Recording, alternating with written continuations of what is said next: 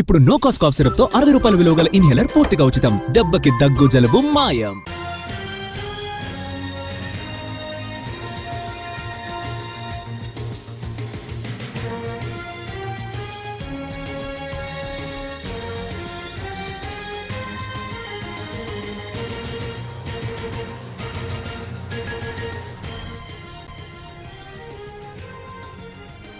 తమిళనాడులో దారుణం జరిగింది. తిరువన్నామలైలో ఆంధ్రాకు చెందిన 18 ఏళ్ల యువతిపై పోలీసులు అత్యాచారం చేశారు.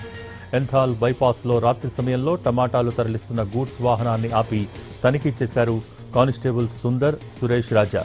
అనుమానాలు ఉన్నాయని యువతిని ప్రశ్నించాలంటూ కిందకు దింపారు పోలీసులు. ఆ తర్వాత పక్కనే ఉన్న పొలాల్లోకి లాక్కెళ్లి అత్యాచారానికి పాల్పడ్డారు.